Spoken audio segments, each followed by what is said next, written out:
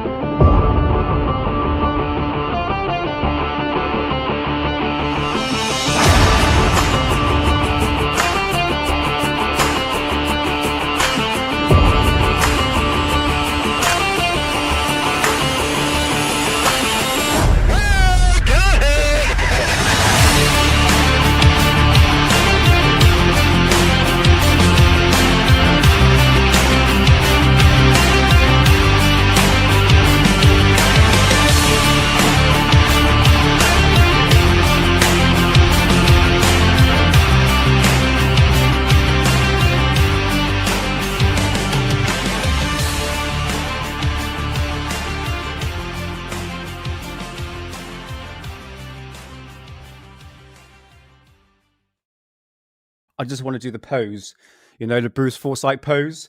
You have to admit that has to be one of the best intro musics. Not only Alien Addict's best intro music, but that theme tune, which is the Bruce Price is Right, which kind of feels quite nostalgic when you think about it now. I was literally trying to think how we're going to make an intro without getting like banned, because what's really pissed me off in the past couple of days, right, is that I had to take down a thumbnail because it had that in it. Literally that, half a swastika. And then you got Kanye West literally putting out a music video. Go figure, I can't say the name or the name of the bloody song itself. And it just seems to be like a reoccurrent thing. Like, I don't want to play like victim because like rules for thee and not for me. So I was pick and choosing what can I put in this intro. And unfortunately, I thought, wow, I've got 6 and 9/11 stuff in there and some like other stuff I can't mention. It's saying the words, but showing it is a different thing. For instance, if I showed, I don't know, that, for instance, what happened this week was really interesting. The algorithm don't pick it up, or it might do. Who knows? But anyway, ladies and gentlemen, welcome back to Alien Addict, the show where we discuss all things UFOs and aliens, to the paranormal and our pursuit into the mysteries or the unexplained. Welcome on in. So yeah, today is going to be something completely different. All right, I've done this before, a pub quiz, but it's a conspiracy, UFOs, aliens, paranormal pub quiz.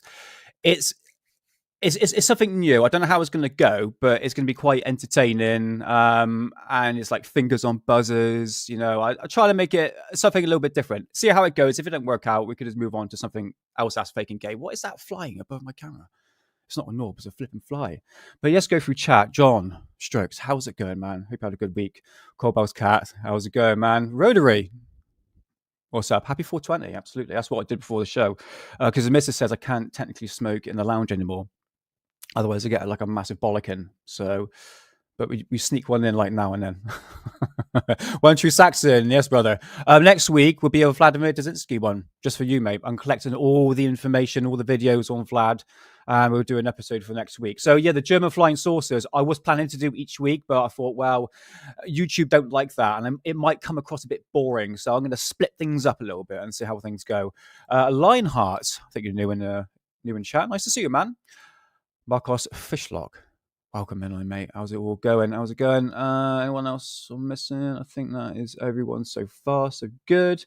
So, DW. There you are, brother. Welcome on in. Hope you're having a good week. So, yeah, first of all, I want to do is start off with, look, I talk about things in the sky, but this week, I have to admit, was shockingly bad. I'm going to bring up some photos of this week. Okay. Let's bring this up instead, because what I noticed on Tuesday, I couldn't sleep. I did a full-on proper workout, full body workout. I was knackered, absolutely knackered. I literally just couldn't sleep, just could not sleep. So it was about it's about 4 o'clock in the morning. I thought, do you know what? Let's just go out 4:20 and look at the sky. And what I noticed that that's the wrong video. Put that one there. And what I noticed early in the morning, this is around about 4 o'clock, I saw these really faint trails in the sky. Kind of like a little bit like this, but it was completely darkness, but I can see just the faint trails. And I thought, I've seen this before. I guarantee once I wake up in the morning around about 6, it's going to be filled with trails. And that is exactly what has happened. I have never seen it so bad in a while. It was horrendous. Get out of the way, Nick. What are you doing? But as you can see, like some of these trails, like this one here, look how fat it is. And the whole entire sky was riddled in those trails. And I don't know if anyone noticed that in England as well. But one thing I found fascinating was something I have seen before, but a very rare occasion. And I'm not saying this is something conspiratorial stuff, but check this out. This is a sun, a ring around the sun, but it has another ring around the sun like this. It's crazy, isn't it, man? Oh, hey, Sam, how's it going, man? Welcome on in, brother. Welcome on in. And Easy E, welcome on in, brother. Welcome on in. So, yeah, this is just, I found it absolutely fascinating that day. It was absolutely riddled with these trails, and it made this really strange thing around the sun. And look how much it blanketed out the sun. Yeah, I know, right? I keep my eyes to the skies, brother. I love days like this. I really do. So I really track the trails and everything like that. But it was horrendous. It was one of the worst days I've seen. I did a video on it, which is called "Did It Block Out the Sun Part 3," which is on my Cosmic Twilight channel. But I'm going to bring up a video, okay? I'm sorry to bore you, but we need to ask the hard questions, because these trails, chems, it's not conspiracy theory anymore. It's actual fact, okay? The government is actually... The UK government has approved funding for this. But what I think people don't realize, okay, this is very extremely important, is that they are spraying the stratosphere to block out the sun. Is going to reflect the sunlight or the radiation or UV, whatever you want to call it. I mean, there's different theories behind it, to actually block the sun out, okay? If it's going to do that to the sun, reflecting the sunlight back into space, it's going to do the same effect to the ground. Now, let me explain something. It's going to play the opposite effect. So here's a typical example. Going back years ago, when I ended up trimming a lawn for my boss, we were working at this, I can remember, this field somewhere. We had to trim this lawn, and the whole entire sky was blanketed out. I'm not saying it was to do with the trails, but it was like a complete blanket, and it trapped the humidity in, okay? And this is basically what the trails that are being sprayed in the sky is going to do. It may reflect the sunlight back into space, but whatever heat is trapped in the ground, whatever heat is radiating from the ground, even Earth radiation, that is going to get trapped in. So the idea of actually cooling the planet makes no sense. Now listen to this, okay? So cirrus clouds are like these big whisper clouds, okay? Look, these are not chems. These are natural clouds. You can trace them back through years ago, okay? I'm not going to go into a discussion about this, but listen to what this guy has to say about cirrus clouds, okay? Let's bring this up. Or they can shrink by evaporation. And while they may seem far removed from our daily life, cirrus clouds play an important role in our planet's climate. By reflecting sunlight back into space, they help to cool the Earth. But they also trap heat radiating from the Earth's surface, contributing to a warming effect. Boom. Right there. Because the cirrus clouds is exactly where the trails are being sprayed. And I've seen a couple of videos is basically saying is if you're going to spray the atmosphere and you've got heat in the ground, it's going to trap it in. This is it. So the idea of combating climate change, I mean, yeah, there's one way of actually stopping more heat coming in, but at the same time, you're trapping heat in, which is basically a greenhouse effect. A greenhouse effect is like my greenhouse out there where I grow my melons. You know, it's 23 degrees out there now, but if I go in there, it would be like 54 degrees. So it's creating a warming effect. Okay. It's a delicate balance, and one that scientists are still studying to fully understand. So the so next time you look up and see those thin, wispy clouds adorning the sky, take a moment to appreciate the complex processes at work. From their okay, all right, okay. That is just the point I'm trying to put across, okay? And I think people need to really take that in consideration. Whatever's been sprayed and how bad it is, like for instance, like it was a Wednesday, it's going to trap the heat in. Bear in mind, when I was back at my parents' place and we were looking up in the sky, it did sort that blanket where I showed you that halo around the sun. That's where I took that photograph. It did block the heat in. Okay, it blocked the heat out, I should say. So this is what I do, guys. Okay, I'm not blabbering on about these trails. Okay, it's just when you get days like that on Wednesday, I look up and I see throughout the whole day, every single hour, what I do is that I track the trails and see what they do, and eventually it end up being clear by the end of the day. Okay, so this is the things that I do. Okay, yeah, this is it. It's like an installation. Okay, I'm a gardener by trade, so I work outside and I constantly look up because I want to know what the weather is, you know, and also I'm interested in like sky watching anyway. So you get to understand what these clouds do, and especially like different clouds and how that affects the weather, because different clouds shows that there's going to be a different change of weather. And I'm not going to talk about it now, but there is a science behind it. But I know a lot of people don't believe in science because, you know, we're conspiracy theorists. Okay, right? I understand that, but I do my own research and I look in for it for myself and say, right, okay, what's a rational explanation here? Not everything that the meteorologists say is wrong. Okay, I think what they're talking about geoengineering is wrong, or because they completely deny the spraying of the skies, and we know for a fact that's actually going on. But all right, enough of that. Enough. Stop, Nick. Stop. No, take that off the screen. Okay, we're going to change that because all I'm going to do is talk about those flipping trails, and you see what I mean, like that. Okay, there we go. Okay, point across. Point taken. Right, I'm going to sip the tea, and right, okie dokie. Should we? Oh, I tell you what. Yesterday, I was live with Hidden. Now, for those who are in chat, I must apologize because I think I was having a very stressful day, very bad day, and I must come across a bit what's the word? It's arrogant, a bit. Even that's the word. A bit. What's the word? I can't think of the word. Well, I had to take a step back a little bit. I was a bit too. I can't think of the word, guys. People in chat, one true Saxon. What I was a bit over. I can't think of the word, but I was a bit stressed out, short fused. Yes, thank you. I was a bit short fused yesterday, and I've been thinking about Alien Addict a lot and ufology a lot, and speaking to Hidden and people. Yeah, ratty, aggressive. Yeah. I was having one of those days, and like I said, asshole as one of them. Thank you, Sheep Pop. Yeah, but it's look. I get those days. We all get those days, and I did apologize for my temperament. Okay, and also I'll watch out next time. But I'm finding everything. It's a bit too. I mean, I'm talking about like a conspiracy perspective here because we deal with that on a day-to-day life. You know, when you're dealing with X, Twitter, and that sort of community. And now it's come to a point where it's gone a bit too much. And I will go say something personal. It has actually affected my relationship. You know, so now I need to understand what's more important in life. Fearing about the future about the new world order and what's going to happen, because it is what we're living in a fear-based system, isn't it? When you're dealing with conspiracy theories, you go down that rabbit hole and it completely changes your perspective 360.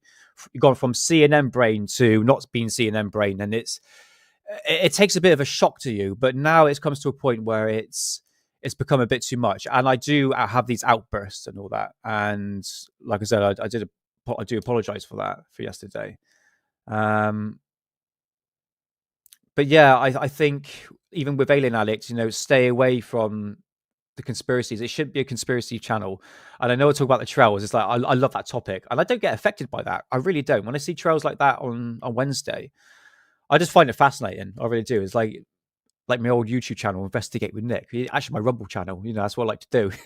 I do a bit of investigation. So yeah, man. Yeah, it's a learning curve, but I think I'm going to stay away from that sort of stuff, or ease off for it for time being, and really focus in on like old cases on UFOs. I've got so much material here to work with, and I'm kind of like relying on the internet, and it just seems like really pissing me off. I mean, for instance, when Hidden yesterday brought up Lou, I find so frustrating that the fact we have this UFO expert showing fake photographs for the second time, and I find the whole topic frustrating, and we're not having any clarity, and it just seems like we're going around in circles. So it is a frustration sort of feeling behind it. Yeah, it is a good step away, Sheepop Bob. Yeah.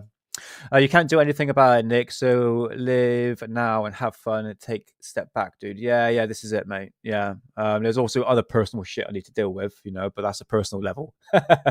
But it's one of those things, man. Conspiracy theories. I wouldn't say conspiracy theories. I mean, that sort of line of research, like the truth research, is even that awakening process. I think is a great thing to experience, but you don't want to go down the I've got a big hair in my mouth, like the Rick Clay Avenue, when it gets too much and you end up taking your own life. That unfortunately that does happen because people don't really know how to handle these deep dive of conspiracies. And I've done a lot of that, over the years. It's like 9/11 and stuff that I can't even mention on this show.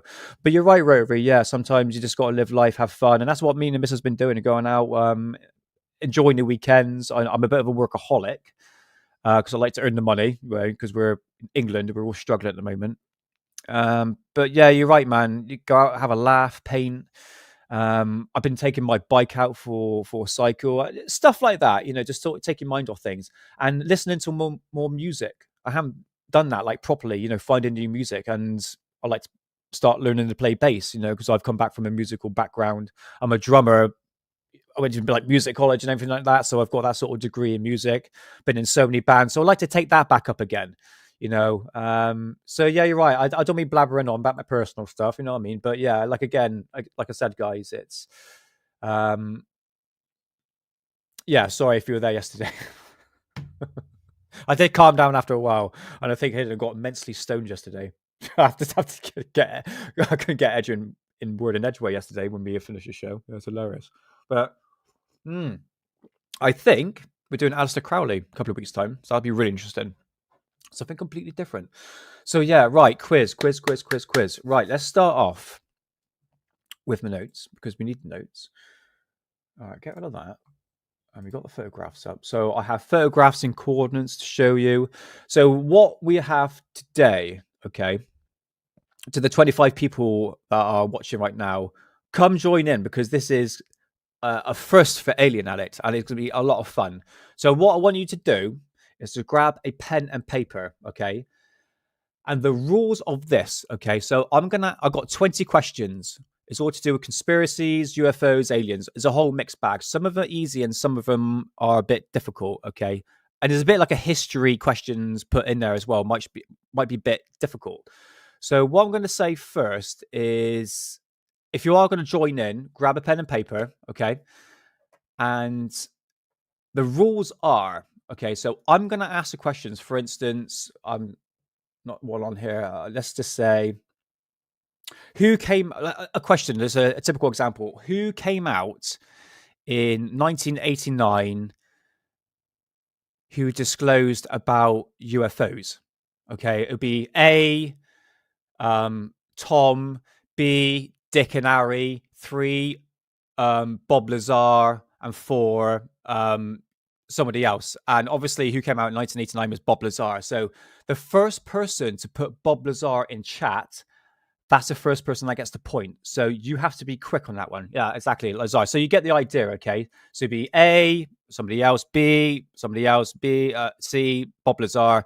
So you get the idea. So the first one to put in chat that comes up first in my end, all right, comes up on my end, you get that point, all right? So don't worry if you spell the name wrong, okay? And don't put A, B, C, or D, okay? You've got to put the word in, all right? Okay. So, oh, bloody hell, hang on. I need to grab something. Pen and paper, that's one thing I needed. Can I use that one? Oh, that's my timesheet. 2 seconds, guys, hold on. That would do.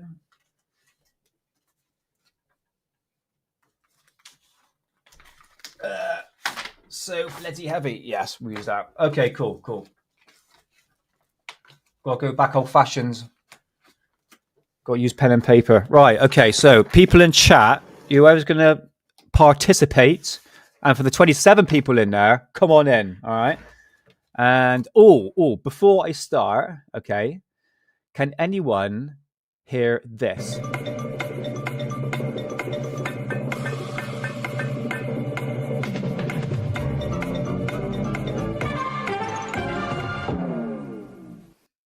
Right, did everyone hear that? Yes, okay, it works. Fantastic. Right, so people in chat, if you are going to participate in my pub quiz, Benjamin, don't worry, man. I just rambled about flipping trails in the sky and all that, man. So literally just starting, brother. So if you want to grab a pen and paper and come join in. So like I said, guys, let's just refresh to the people that are new in chat. So I'm going to ask the questions out, and you got to put in the correct answer. What you think is actually right. Okay. So the first one who puts it in chat, who I see first, gets the point. All right. So okay. So, dude, I know she is the most gorgeous woman I've ever met. I don't met her personally, but seen it on TV. I think there is a page on Facebook that is actually dedicated to her. It's a bunch of pervs just taking pictures of the TV screen when she's like wearing like short skirts and all that, but that's meant for you, isn't it?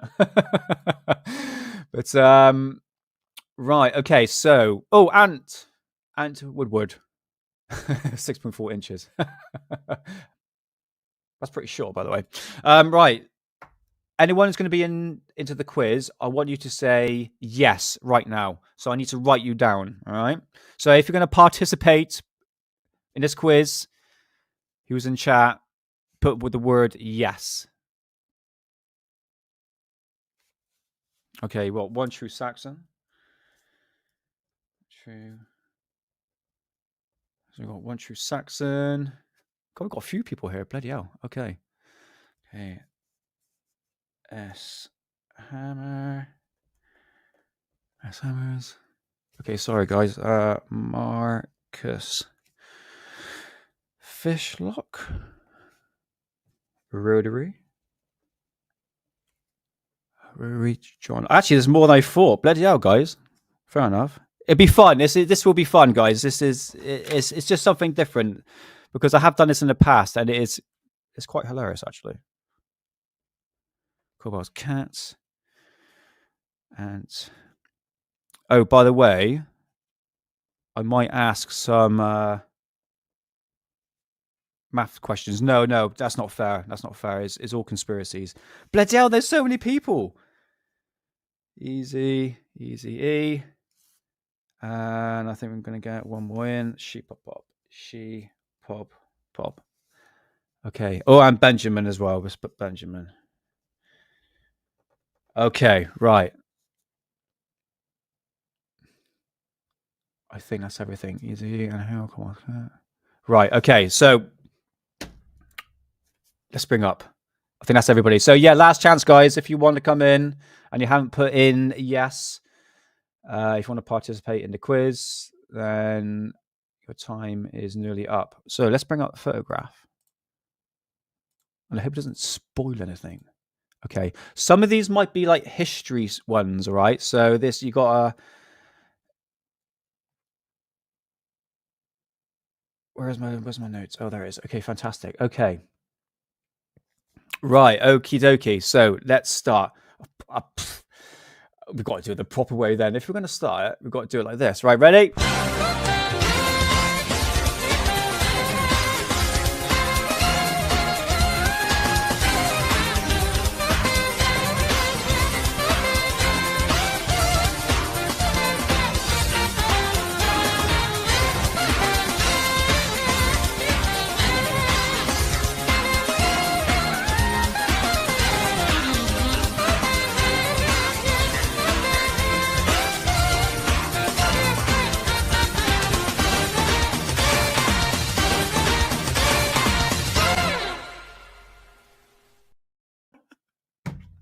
You have to admit that's pretty good. I was quite proud of myself when I made that.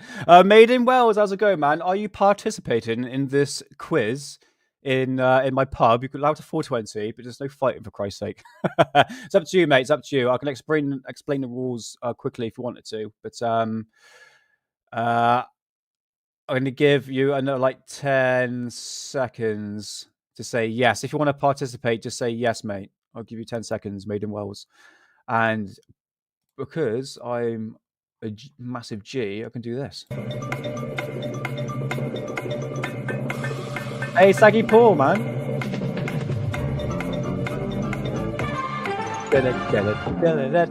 This actually because of you, actually, Saggy Paul.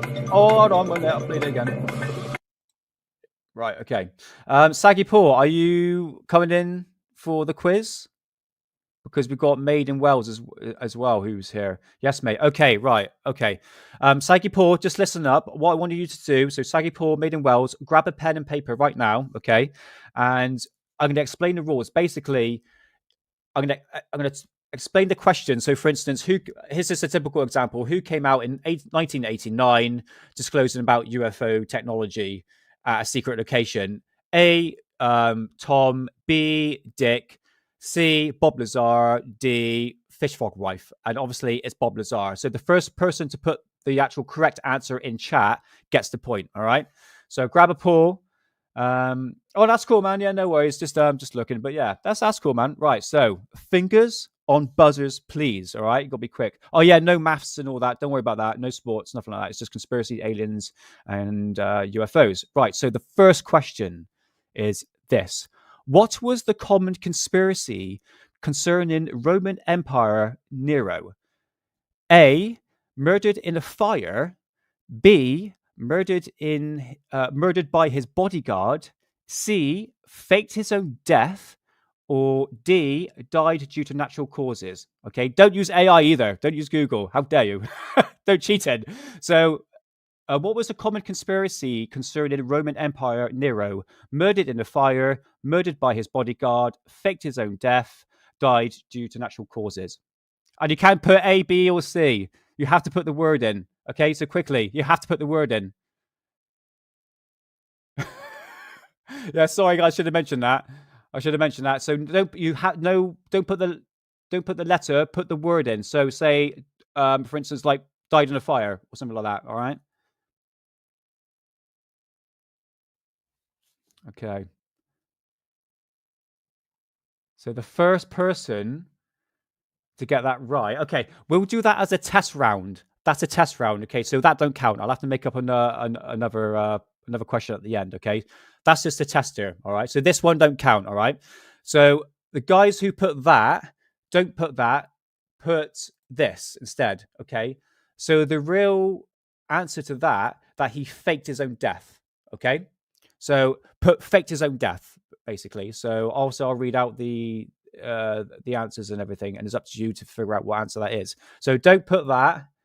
Put the actual word itself. All right. Okay. So that one don't count. So that one can go. Okay. Right. This is a bit of a controversial person. Right here. This guy is called. So fingers on buzzers, please. So David Larving, sorry, David Irving famously denies widely speculated facts about which subject? The Apollo moon landings, climate change, evolution, or the Holocaust? So David Ivy famously denies widely speculated facts about which subject? The Apollo moon landings, climate change, evolution, or the Holocaust?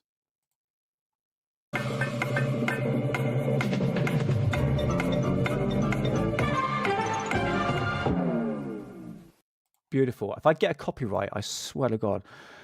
Right, let's go up to the top. Let's have a little look. Oh, One True Saxon. You got this one, mate. Yeah.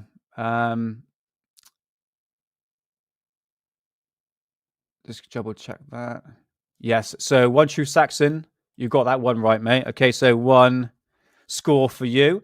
But yeah, you got it right, guys. Yeah, just put that. I'm pretty sure YouTube ain't gonna let that. But yeah, you got that right. Perfect. Bang on. Spot on. Okay, so the answer to that is the Holocaust. So 1 True Saxon, you got 1 point. Okay. Question number 3. I'll tell you what, let's make this a bit bigger. There we go. Okie dokie. Okay, question number 3. Right, fingers on buzzers. Who described the UN climate panel was corrupt in his Commonwealth Scientific and Industrial Research Organization report? Was it George Christensen, Ian MacDonald, or Malcolm Roberts? Okay, so who described the UN climate panel was corrupt in his Commonwealth Scientific Industrial Research Organization report? George Christensen, Ian MacDonald, or Malcolm Roberts?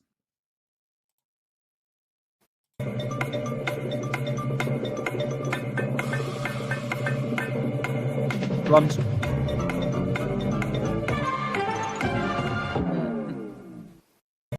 Beautiful. Okay. Okay. So we go down. And the real answer to that is Malcolm Roberts. Okay. So let's see who got that first. Antwood, you got in there, mate. You got in there. So there ain't gonna be easy questions, but it's to do with like conspiracies and stuff like that. So well done, Antwood. You've got a point on there. Right, okie dokie. Next questions. Fingers on buzzers. We've got some Vikings here. What's this about? It's a bit of a history one for you guys right here. So, which is these render the original sense of the word Viking most closely? Okay, let me just say that again because I'm a shit reader. Which is these renders the original sense of the word Viking most closely? Swedish, raider, clansman, or trader? Okay, so it's either Swedish or raider or clansman or trader. Which is these renders the original sense of the word Viking most closely?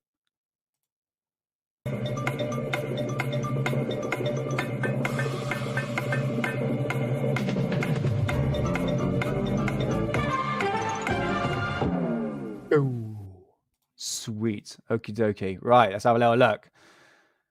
So I'll give you like 10 seconds to think, and then I'll play the countdown timer. Okay.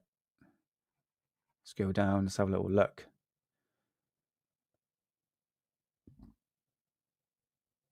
So the answer to that, I'll just check through the chat.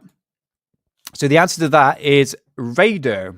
All right. So let's see who's come with that one first. S Hammer, man.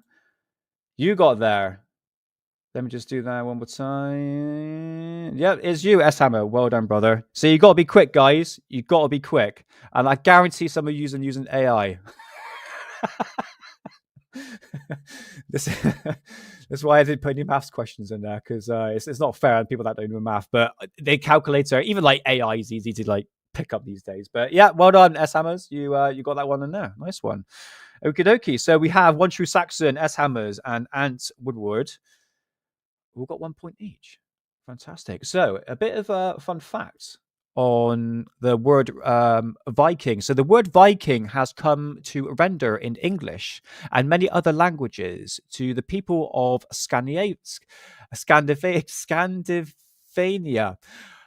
as a whole between 750 and 1000 AD. In Anglo-Saxon and Old Fishhand, the word is used in the same sense of pirate. Oh, there we go. I hope I read that right. So yeah, there we go. That was a bit of history on that one. So let's get to some UFOs. Okay, right. This is a UFO one. So fingers on buzzers, please. All right. Question number 5. What animal was said to be the victim of the first official animal mutilation case in 1967? Okay. So what animal was said to be the first victim of the first official mutilation case in 1967? Is it the dog called Dude, a horse called Snippy, or a sheep called Hacky, or a bull called Seven? All right. So it's either a dog, a horse, a sheep, or a bull. So which is the first ones that were abducted, officially abducted on record?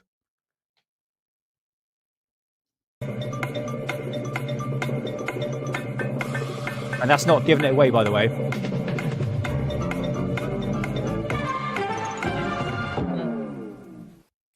Fantastic. Right. So the answer to that, my friends, is Snippy the horse. So Snippy the horse was found mutilated in the San Luis Valley in Colorado in a hotbed of UFO activities. So let's have a little look. I didn't say cow on there. Did I say cow in the questions? I think people answered. See, that tricked you, didn't it? That's why I didn't put a horse on there. Let's have a little look. Can't see the screen. You can't see the screen. Can anyone see that? Say if you can see that picture though. If not, One True Saxon, probably reset your phone, mate, or device you're using it on. So first person who put horse was, oh my god, One True Saxon. Just double check that again. Yes, One True Saxon. You're in the lead there, bruv. So you got 2. Yes, it is actually the horse. The horse was the first case was mutilation of a horse in 1967. So fingers on buzzers, please, for the next question. Okie dokie. Right. So question number 6. There have been many number of books written about afterlife. One of the novels involved a book featuring a famous fictional character. The story was titled The Land of the Mist. Who was the author? Charles Dickens. Oh, no, I won't it. I'll read that again. There have been a number of books written about the afterlife. One of these novels involved a book featuring a famous fictional character. The story was titled The Land of the Mist. Who was the author? Charles Dickens, Arthur Conan Doyle, H.G. Wells, or Victor Hugo? So it's Charles Dickens, Arthur Conan Doyle. Oh, damn it. It's in the bloody thing. You fucking idiot. His name's right there. Oh, my God. All right. That one. Okay, right. First of all, that one don't count. It's the fucking name's right there. What an idiot. Oh, my God. All right, guys. It's... Oh, my God. Rotary, no. You don't put the word A. You can put the name. Jesus Christ. Oh, fucking hell. All right, we'll skip that question. So I've got to make 2 questions then. Okay, all right, well, we'll skip that. How did I not think of that? Yeah, 420, man. This is what happened. I didn't say, dude, when it came up, I noticed it. I bloody noticed it, brother. What an idiot. ACD. Oh, my God. Oh, man. All right, move on. We'll forget that question. We'll move on to question number 6. Okay, so this is a music one, but kind of goes into conspiracies. So fingers on buzzers, please. Yeah, that's it. That's it, mate. But oh god, I think you already know. All right, we'll just do it anyway. So question number 7. There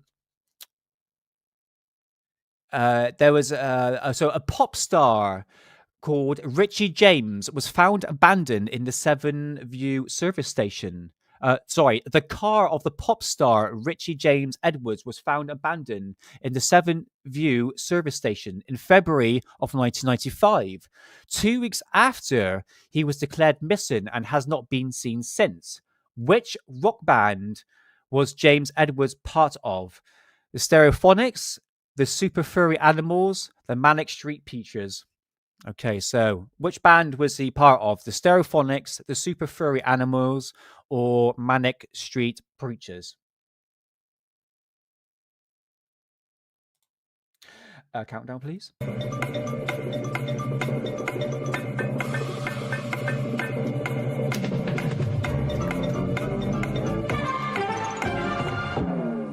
Oh, must click it before it goes again. Right, okie dokie. Right, so the answer to that, my friends, is the Manic Street Preachers, which till now I haven't even heard of them. I'm gonna go check them out actually. So who put that? You got to put the actual word in, all right? So you have to put the name of the band, and the first person who put that in is actually DW. Well done, man. DW, you have a score. What happens if we have a tie? Ooh, don't know. But mate, yeah, you're nearly there, Benjamin. You're nearly there. You must put the name in right. But yeah, I gotta check this out. Somebody did recommend it to me. Manic Street Preachers. Yeah, I'll go check them out. But yeah, well done, DW. Right. Next question. Fingers on buzzers, please. So, number 8. One of the most amazing coincidences in history involved a pair of twin brothers named Jim Lewis and Jim Springer, who were separated at birth and adopted by different families. They were reunited 39 years later and found out that they have similar lives and similar paths, one way or the other. Which of the following statement is not true? So, which of the following statement is not true? Brothers worked as a sheriff's deputy. Both studied mechanical drawing and carpentry. Married a woman called Linda, then divorced and remarried a lady called Betty. Named both their daughters Sarah. Okay, so is A, brothers worked for sheriff's deputy.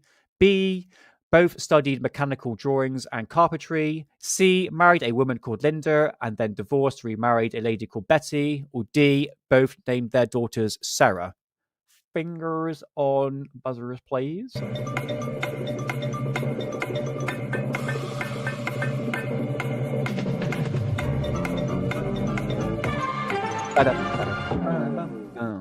Well, they're not the flattering looking of guys, isn't it? That's proper British, isn't it? That's a proper British look. Let me just zoom in into their face. Okay. For those who live in America, that is a typical English face. But I'm glad they're reunited. Okay.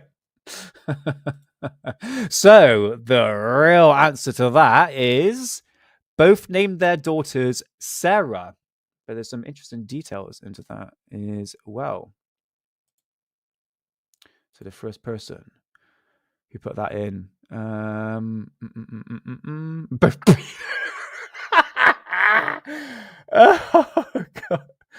god. Right, okay, let's yeah, this is it, man. I had a little small puff there before the show started. Let's have a little look. So both named their daughter Sarah. So we'll deputy both I have to go. Easy E, I'm really sorry. You have to put the whole word in, okay? So John Strokes, you got a point in there. Sorry, Easy E, do apologize, man. You must put the full word in. Otherwise I won't consider it cheating, but if you could put the full word in, that'll be a part of the rules, so to speak. But you're nearly there, man, nearly there. So yeah, well done, John. Where are you two on my John Strokes? Okay, fantastic. Right, let's move on. Okay. There is a very flattering photograph of Lily Munster, which I have to admit is absolutely gorgeous. If you look, I mean, 1940s, 50s women, not that, even this is 60s, isn't it? When you look at it, they're not that flattering and they got that sort of style, but she is an extremely beautiful woman and she's got rocking boobies as well in one of the photographs. Might have been AI art. I don't know, but anyway. Right, okay, I got completely distracted by that. But Lily Munster from the Munsters. Right, answer. Oh, where are we to? Oh, yeah, just a quick summary on this. I got some facts here that I'm having reading out. So, who cares? Let's move on. Who cares about them? Right, so question number 9. Fingers on buttons, please. Yes, you are right. She's extremely... okay, so Eddie Munster was the character in the TV show The Munsters. But what Halloween character does he represent?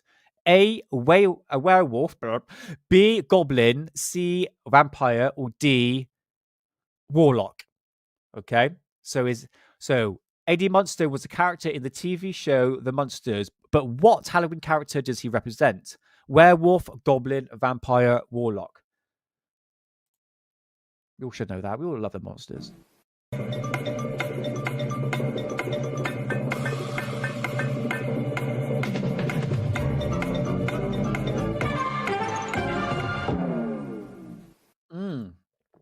I seriously would recommend checking out Lily's Monsters photographs.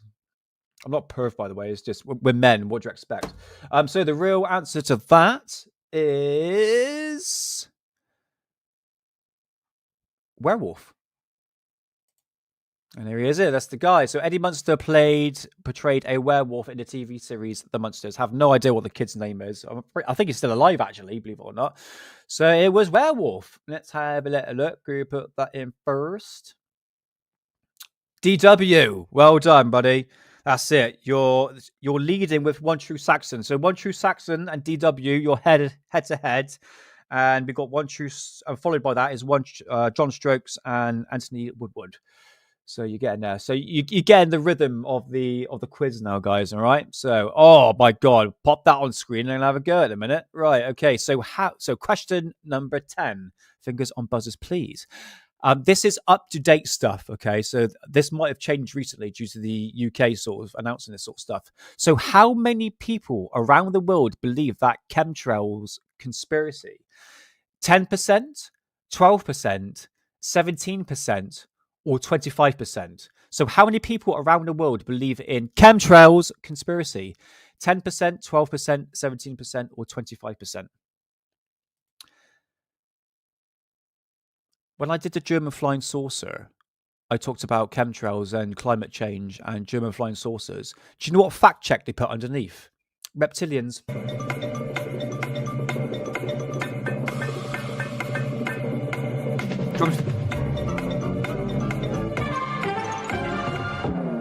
Oh, fantastic. Right, okay. So the real answer to that is 17%. So 17% of people around the world believe in chemtrails. What was the answer again? I just said it. 17%. Right. Who put 17%? Oh, hold on. Wait, just double check that. I might got that wrong. Oh, you were so close, Corbell Cats. But it's actually One True Saxon. So One True Saxon, you're in the lead, mate. You're literally not far off, Corbell Cats. You're not far off. But yeah, nice one. That's it. Yeah, so it's 17% of people around the world believe in chemtrails. And I think that has pretty much gone up. Like how fat these trails are. That's what I took on Wednesday. So fingers on buzzers, please. Yes, we're going to get to something that probably Rotary would know. So question number 10. So on September the 11th, 2001, the attacks on the Twin Towers shocked the world, which has not been seen since on television. But what happened before the first plane hit the building? Let me say that one more time. So on September the 11th, 2001, the attack on the Twin Towers shocked the world, which we have not seen since on television. But what happened before the first plane hit the building? A small earthquake rattled New York. B, power outage. C, magnetic field dipped. Or D, the planes were faking gay. I forgot to put that. So small earthquake rattled New York. Power outages. Magnetic field dipped or planes were fake and gay. Bob Lazar, how's it going, man? Are you going to go to the congressional hearings at all at some point? We'd love to see you there, and could give your thoughts and opinions and your background of where you worked back in S4. I do apologize. But yeah, thanks for being here, bruv. And yeah, come on to the quiz. Yeah, can't put D. You got to put. So yeah, Bob Lazar, you're a bit late to the game, mate. But you're more welcome to pop in. But if you have to put in the word, okay? So don't put D. You've got to put the word in, mate. All right, like that. All right. So okay, the answer to that. So on September 11th, the Twin Towers shocked the world. Blah blah blah blah blah. So what happened when the first plane hit the building? The real questions for that is actually the magnetic field dipped. Okay, and this is going. That's cool, man. I should, if you were here earlier, I'll explain the rules. But okay. No, that's the one. Yeah, go with the sports model. But yeah, according to, I would recommend if you like anything to do with 9/11, this book here goes into great detail with someone who actually knows what they're talking about. The magnetic field actually dipped before and even after the planes. Okay, so let's go through chat and let's see who got that first. Okay, so we are looking for magnetic dip. That's it, Rotary. I thought you'd get that one, mate. Nice one. Yeah, it's the frequency dipped and the magnetic field. It's crazy, man. But yeah, go check out Where the Towers Go by Dr. Judy Wood. So moving on to question. Go to question number 12. Okay, so what year did David Icke release his most famous book, The Biggest Secret? 1995, 1996, 97, or 98? So what year did David Icke release the most famous book, one of his most famous book, The Biggest Secret? 95, 96, 97, 98.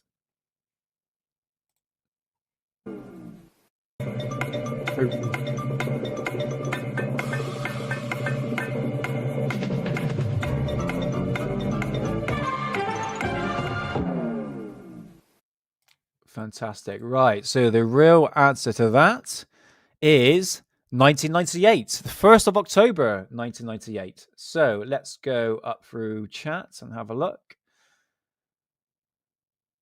Who put 1998 first? John Scott, you got there, man. You got there. So let's put you in there. I'll tick you off. John Scott, well done, man. John Scott, you got 1 point. So, like I said, guys, if people are new in chat, if you get there first, like John Scott did with the right question, that's your point. So you got to be really quick with the thumbs, all right? So the real answer to that was 1998. Okay, moving on to this right here, which is question number 13. So fingers on buzzers. Who broke the story about the Bell Project? Was it Joseph P. Farrell? The name's in the bloody thing there. Oh my god, skip that one then. I did it again. Igor Bukowski, his name's right there. For Christ's sake. That's twice I've done that now. I've done that twice. Yeah, it is Igor, mate. Yeah. It's proofs in the pudding. This is it. I rushed things so quickly to get all the pictures ready. Okay, so that is 3 questions I need to redo. Okay, flip it now. Have I got any more bloody books to show with a bloody title in there? Okay, right, we'll skip that one, so that don't count. All right, so question 14 or something like that. Okay, fingers on buzzers, please. So what type of aliens signed the treaty with Eisenhower in the 1950s? I can't remember what date it was. It was somewhere in the 50s. Okay, so what type of aliens signed the treaty with Eisenhower in the 1950s? Was it the reptilians, the Nordics, the Palladians, or the Greys?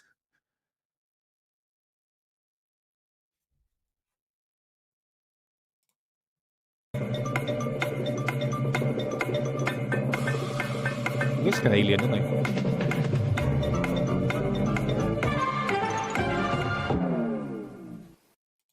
Fantastic. So the real answer to that is the Greys. And I think One True Saxon, you got there first, buddy. Yes, One True Saxon. Oh, you're leading with 4 points. So behind you, One True Saxon is behind you actually is DW in second and third place and fourth place and fifth place. S Hammer, Rotary, John Strokes, Antwood, Wood, and John Scott. So is that the right? I did the best research I can. Trial run. We'll do it. Right, next one. Right, let's do this. It was the Greys. Yes, there we go. There we go. Okay, right. This famous case, if you know anything about ufology, you have probably heard about this. So, question number 15. What famous UFO sighting happened in 1964 involving an egg-shaped craft? So what famous UFO sighting happened in 1964 involving the egg-shaped craft? Let me get the questions out first, okay?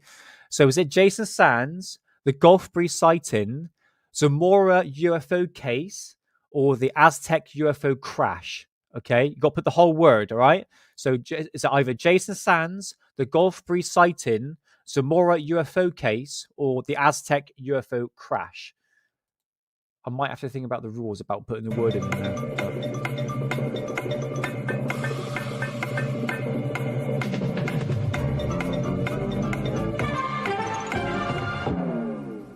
Oh, right. So the real answer to that, ladies and gentlemen, is the Zamora case. Okay. So I think I might have. But just who put Zamora in first, okay? Because that's fair. If you put Zamora in, I think that's fair. Okay. Let's go through chat. And the first one is John Scott. John Strokes. Sorry, John Strokes. Well done, brother. You got that just in time. See, should 4:20 before the show. Yeah, guys. Sometimes maybe your answers might come out different. I think we had the same problem when I did it with the other guys last year. I was like a bit like a test run.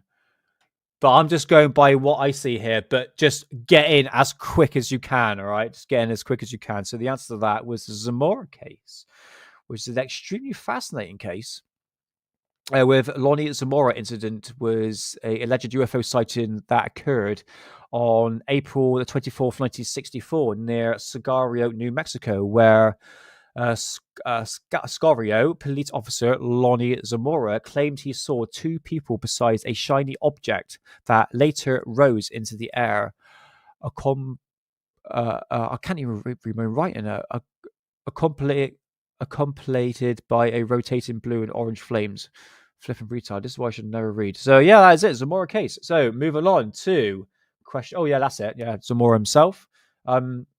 Yeah, interesting case. I might look into that actually at some point. We've got loads of magazines on the Zamora case. So this question, I love asking people this question because even though I haven't got the resources for this, I have heard it from official sources. So question number 16. I want to get that off. So how much CO2 is in our atmosphere? Okay, so how much CO2 is in our atmosphere by percentage? Okay, so is it 0.03%? Is it 25%, 50%, or 75%? So is it 0.4%? Sorry, 0.4%, or 25%, 50%, or 75%? How much CO2 is in our atmosphere? Which is climate change, global warming, is the most fake and gayest thing. And it's retarded. And I'm not buying it. Oh. Fantastic. Righty tight. So the real answer to that, ladies and gentlemen, believe it or not, the amount of CO2 in our atmosphere is 0.04%. But our human consumption is only 3% of that 0.04%.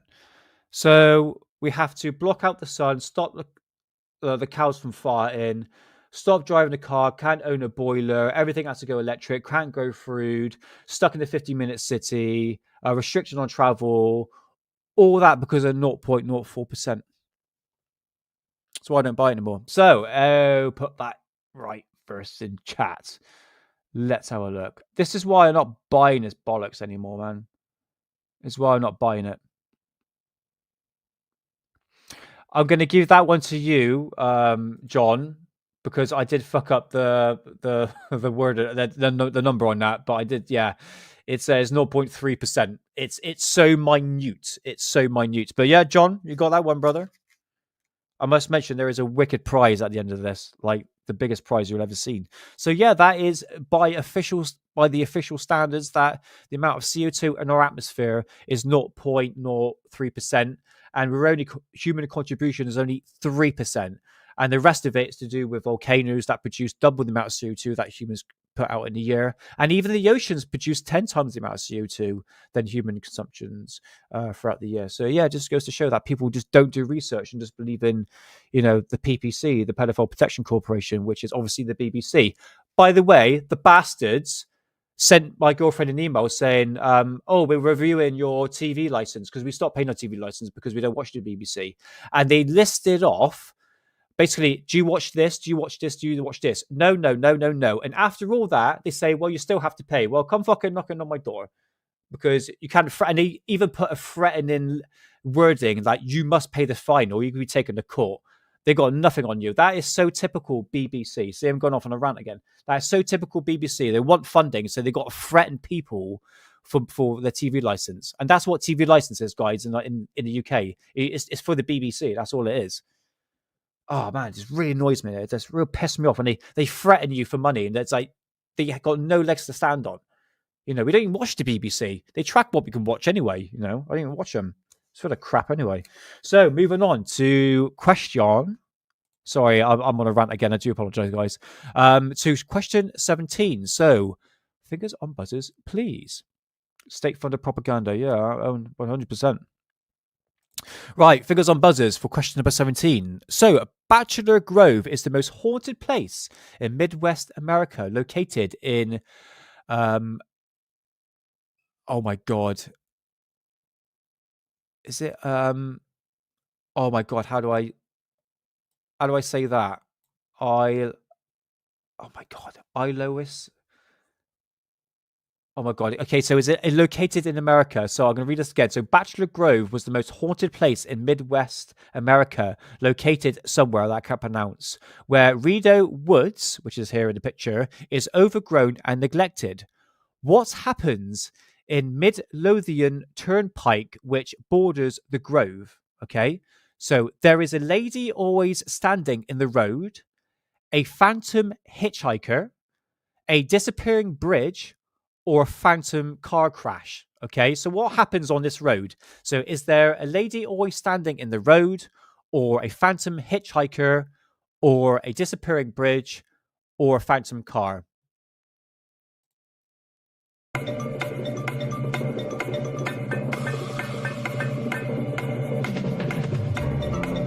Hey, Rudy, how's it going, man? Illinois. That's it. Yeah, Illinois. That's the one. Yeah, Illinois. See, if you break it up, I can just about read it like a toddler. Thank you, Moody. Welcome on in. A bit late to the game, but yeah, thanks for being here, bruv. Yeah. So the answer to that, my friends, to that question is phantom car crash. Believe it or not. Is anybody in chat from Illinois who knows about this place, Bachelor's Grove? We've got an interesting photograph I'm going to show you in a minute. So, first person who put in Made in Wales. Spell it wrong, but you got it right. Phantom car crash, that's it. Where are you two? Where are you two? Made in Wales. Ah, there you are. I got so many people. I'm actually quite surprised how many people turned out today. Fantastic. Right. Okay. Well done, Made in Wales. You got that one right. Okay. So if you have a little look here, Phantom car crashes. We've all seen that video of the car that disappears through the fence line. Very, very old style, old school police car chase. But has anyone seen this photograph? Okay, so this is a very famous ghost photograph, which was taken in Bachelor's Grove. Okay, so you also do have the phantom car crashes, but you also have the lady sitting on the grave. Now, what's interesting about the phantom car crashes? I'm just going to read a little excerpt here. So, there have been terrible car wrecks being reported on this road. Cars rear out of control, crashing into some other vehicles. When they get out of the vehicle, the other vehicle is gone, and there's no damage done to the car. So it's the phantom car crash that happens in this road in Illinois. Yeah, crazy, man. Yeah, I have heard a story of that. Yeah, definitely. So it is a phantom car crash. So moving on to question number 18. So fingers on buzzers, please. Fingers. Oh, Mods Mayhem, man. Did I say hello to you? Are you on? I don't think you're on here, man. Yeah, but welcome on in if I didn't say hello. Hope you're having a good one, man. Sensei. I don't think I said. Don't think I said hello to man. But yeah, hope you're all doing well. Right. Okay, dokie. Question number 18. Fingers on buzzers, please. We all should know this one to a certain degree if you're born where September 11th actually happened. So, what was announced the day before September 11th attacks? Okay, so what was announced the day before September 11th attacks? Plans for a fake terrorist attack. $2.3 trillion couldn't be accounted for. The stock market crashed. George Bush announced the Patriot Act. Okay, so what was announced the day before September 11th? Plans to fake a terrorist attack. $2.3 trillion can't be accounted for. Stock market crash. George Bush announced the Patriot Act.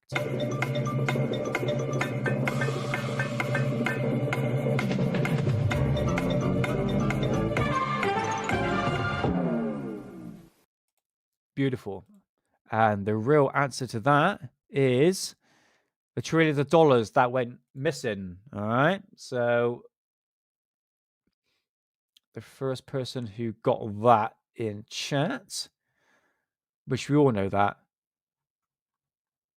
I tell you what, as a fingers on buzzers right now, okay, fingers on buzzers, who announced it? Who announced the missing money? Right, first person in chat gets a point. Who actually put it?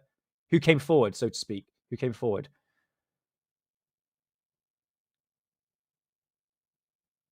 Well done, Ant Woodward.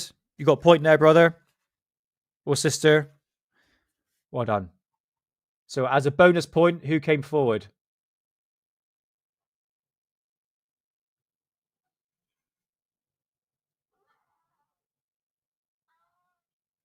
I come on.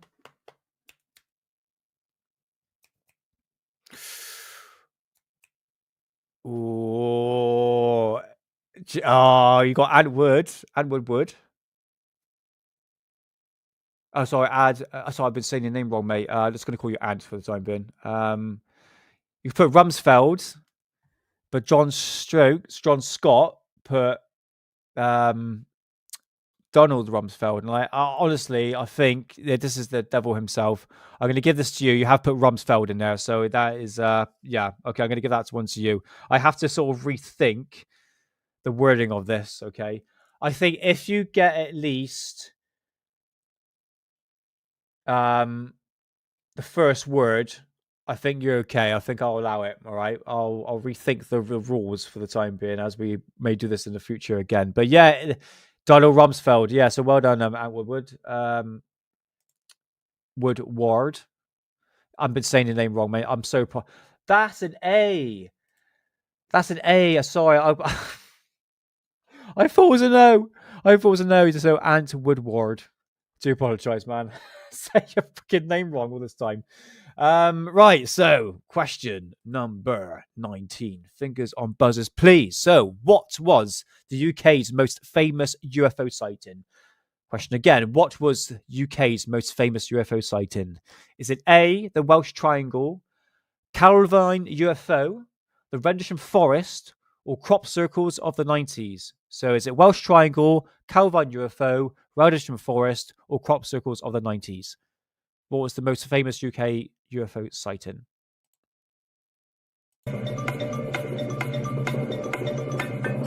I've got the right map open.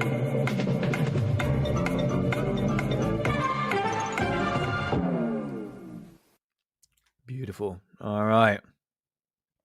The question, I keep saying question. The answer to that, knobhead, is the Rendlesham Forest. Okay.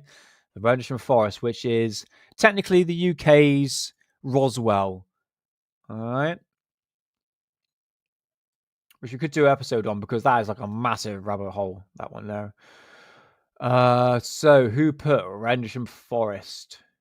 Hey, Mark G. Did I say hello to Mark G? Mark G on your paper? I don't think you are. How's it going, man? I don't think I said hello to you, brother. Oh, well, welcome on in. So who got that? S. Hammers. Well done, mate. Well done. You've got a point. Is the Rendlesham Forest, which is an extremely interesting incident that happened in...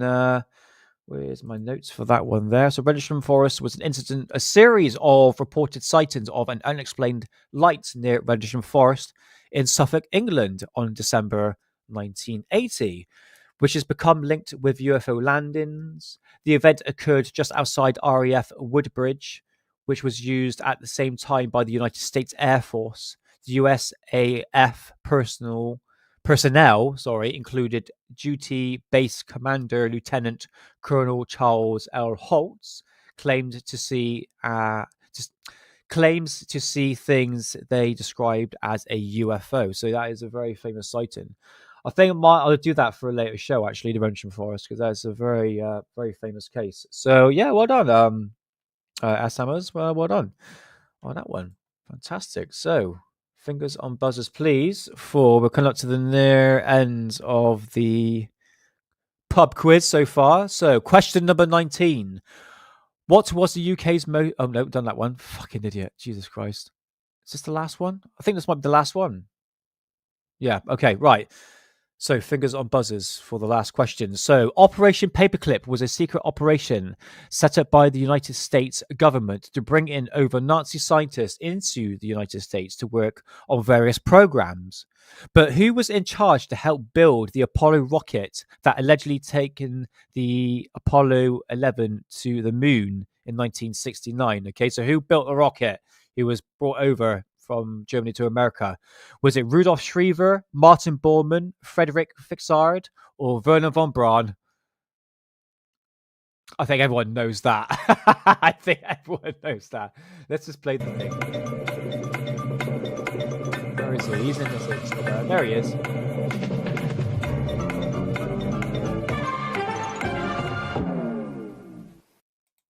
Yeah, here on Alien Addict, we know exactly who that is. Yeah, did I say Operation Paperclip? I hope I said that right. So the person who got that, and the name is, that's the answer to that is Werner von Braun. And Woodward. Well done, buddy. Well done. Okay, so we got a draw. So it's a draw between One True Saxon and Ed Woodward. Okay. Oh, what am I gonna do? But yeah, a bit of background to Werner von Braun, who is that guy there. He developed the missile program for the Nazis and Third Reich. He is the guy who built the rocket, who obviously blew the crap out of this country and actually nearly blew my nan's house back in 1941, which my nan is still alive and she was a kid at the time. All thanks to this guy right here. And then brought over through Germany into America under Operation Paperclip to work for NASA to build the rocket that allegedly went to the moon. So what we're going to do from here? Oh, paper scissors. Oh, I don't know if that's going to work for that. I'll tell you what. Why do we need a pen and paper? No, that's me. I need a pen and paper. Really, really, thanks, man. I didn't really think this through properly. You don't need a pen and paper at all. You don't need one. I need a pen and paper. That is me telling myself to get a pen and paper. I do apologize. It's definitely a draw. Okay, all right. 2 seconds. 2 seconds. I'm gonna think of a question. What can I say? Right. Okay. On top of my head, without keeping you guys bored. Okay, Mark G. Well, so who we got here? We got Antwood Wood and One True Saxon. So let's do something UFO related. Okay. Sound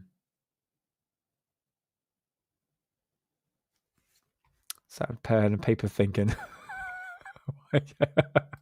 All right. Okay. All right. Fingers on buzzers. Right. Okay. If One True Saxon or Ant Woodward gets this answer right first, okay, you win. All right. So it's down to One True Saxon and Ed Woodward. All right. Okay. So fingers on buzzers, you two. It's a draw. There's a draw here. Amazing prize. Amazing prize. So fingers on buzzers. What was the most? Hang on. Got to figure this. I got to write this down.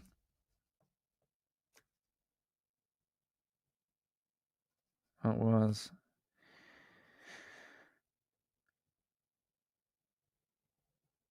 Okay. Right. Fingers on buzzers. Okay. One True Saxon and Woodward. Fingers on buzzers right now. Okay. I'm going to answer this question. What crashed in 1947? And where did it? Sorry, where? Oh my God! No, forget that question. Forget it. Fuck's sake! I didn't forget that question. I was gonna say Roswell. Then something to do with Roswell. That was the basic question. Oh fuck. Oh God. I think yeah. Well, I need to this. I had to pre-plan everything. Was it a mylar balloon? A bloody dummy attached to it, Bob Lazar. Was it Project Mogul? I think. All right. I have to think on the whim here. I have to think of something. Right. Okay. Stock market. Swamp cast. All right. Okay. I got one. Okay. What was official?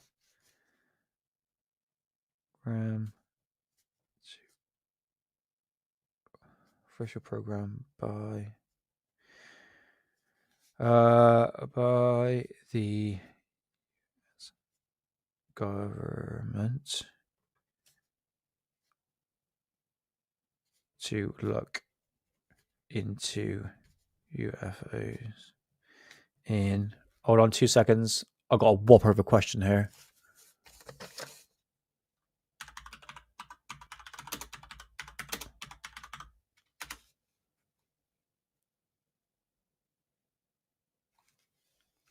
In 19. Okay, right. I got a question here. I got a question.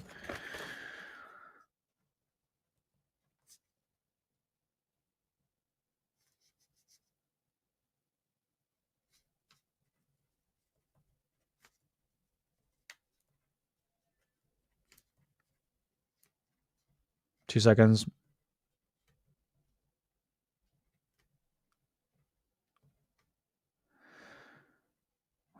Okay, right. Okay, I have a question. I do apologize for the lack of suspense.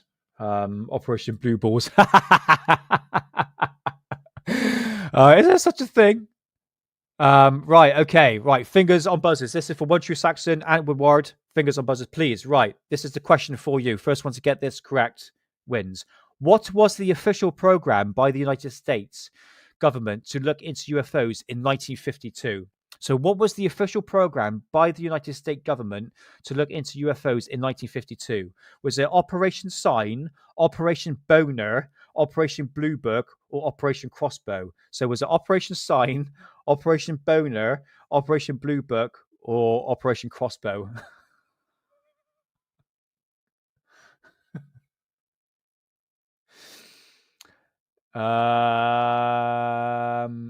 Right. Let's have a little look. Oh, you got there. We have a winner. And Woodward, you officially have 5 points, and you are the winner of the best prize. Literally, it's this pen. You win a pen, or I can make you a tinfoil hat. So we officially have a winner, my friend. And Woodward, round of applause. We show 420 as a celebration. So yeah, guys, what did you think? Okay, this is it as a trial run. I thought it'd be something a bit different, there's something a bit entertaining to sort of get you guys involved, because this is like one of the main things with Alien Addict is that I want to get you guys involved with me as well. Hey, Lucas, how's it going, man? Operation Boner. That was right off my head, buddy. That's where I was going. I got a very shitty comment from someone on. I uploaded the chemtrail video to my Cosmic Twilight channel this morning, and I mentioned body blue twice. No, nothing sexual. It was something about riding chemtrails or something like that. And some bloody, I don't know, some pre-menstrual flipping snowflake who got really upset that the fact that I mentioned her name. I just said bloody unsubscribe and just get a life. But yeah, Operation Bonnie Blue, I would. I'm a man, for Christ's sake. What do you think? Operation Faking Gay. Bob, you're right on that one, mate. Operation Faking Gay, which actually describes a lot of, what can I say, 16-year-old women, fake. There's a great song by Alexander O'Neill called Fake, which describes like a lot of millennial women, not putting your own categories, but you understand. The pen of power. I don't know why I asked you guys to grab a pen. I think because when you go to a pub, right, when you do these Q&As, you always get a pen and paper. So I assumed that was part of the thing, but we're sat at our homes, on the sofa, so, but yeah, but no, that's good. Okay, good fun. All right, well, we can do that in the near future, but well, no sports. I'm shit at sports and I'm shit at maths, and I'm pretty sure you guys, you're not saying that you're thick as shit, but let's stick it to UFOs, aliens, paranormal, and conspiracies, and anything strange. Okay. We'll leave the history stuff out, but we'll do that for like another time. But I like that. I thought it'd be, because I had a good fun last time. This was like last year. I actually fell out with the person who I did it with, unfortunately. But time moves on. But I saw it was all to do with Sagi Poor. He came forward and said, "Why don't you just do a quiz?" I thought, oh, actually, that's a really good idea. That's actually quite fun because it gets the chat involved. That's the main thing with Alien Addict, guys, is interaction with you, because it's you that pop up each week and give me the support, which I'm still baffled that you still do. Honestly, is absolutely crazy. My cat's been such an asshole today, absolute asshole. So yeah, there we go. We shall do that for another time if I don't have anything to talk about. Which, I mean, it's ufology. I mean, there's so much stuff we could talk about ufology, but like I said, like for instance, there was a new whistleblower came out. Can't remember what his name was. It goes over the top of my head, but Jeremy Corbell put that out. And I thought, do you know what? No, there are plenty of other channels that talk about it. Go watch, for instance, Amy from UFO, I'll say 101. It's not 101 anymore. It's Good Morning UFO. She did a great breakdown. There's so many other channels that can break that down. But to be honest with you, you ain't going to get any truth from, Jeremy Corbell and any of these so-called whistleblowers. I thought whistleblowers was the idea of actually giving information. For instance, Edward Snowden, as he's buggered off to Russia. He leaked out secret documents suggesting, actually more than suggesting, that part of the US military was working on like flipping warp drives and stuff like that. It's crazy. So that's a whistleblower, someone who actually has to flee the country, so he doesn't get arrested. Do you know what I mean? That's a whistleblower, not these fake ones that we encounter. Trust me, bros, as one would say. So, have I got anything else to talk about?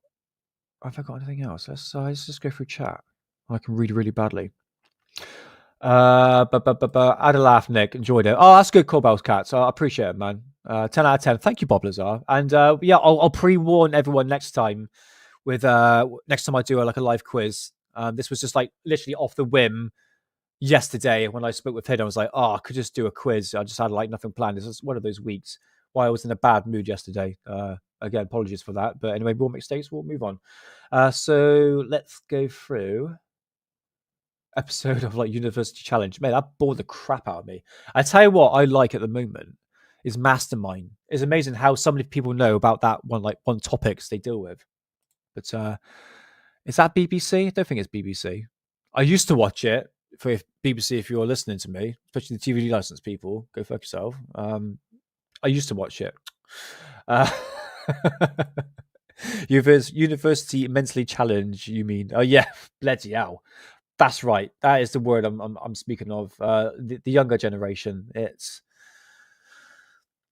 Did you know I was watching Rich Giordano goof on? Some people in the chat probably don't like him, but he's a guilty pleasure of mine. We're on the same path when it comes to current day ufology.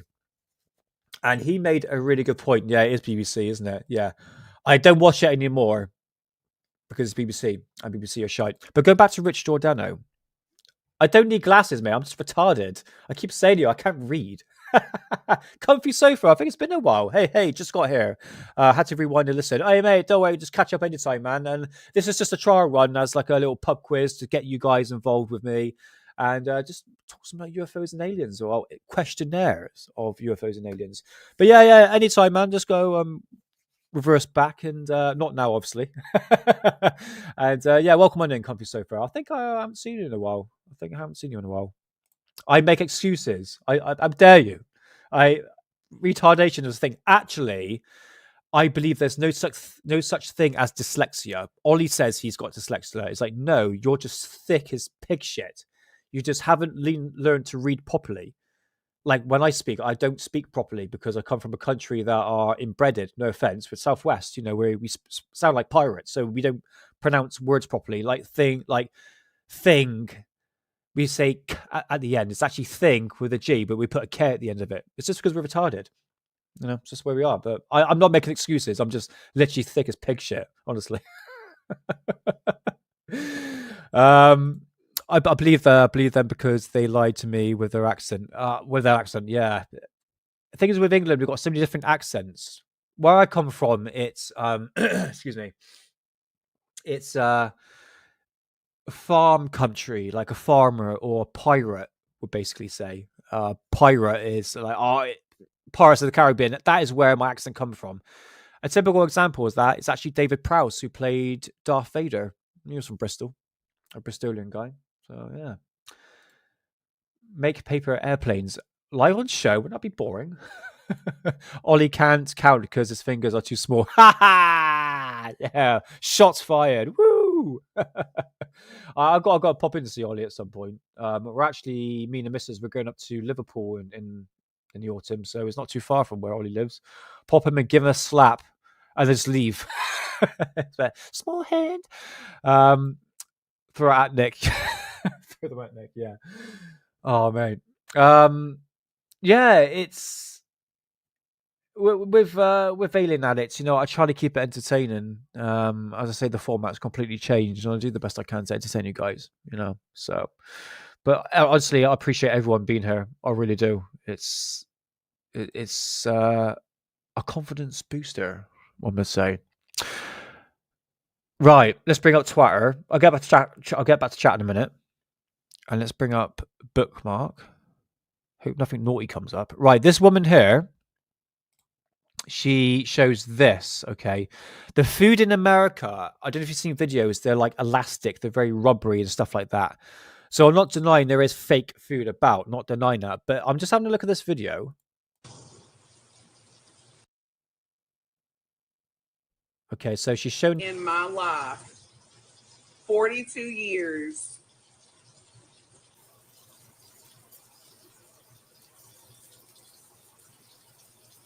All right, she pop up. If you're in chat, I think I'm going to be honest with you. That is the seeds germinated in the tomato. This does happen.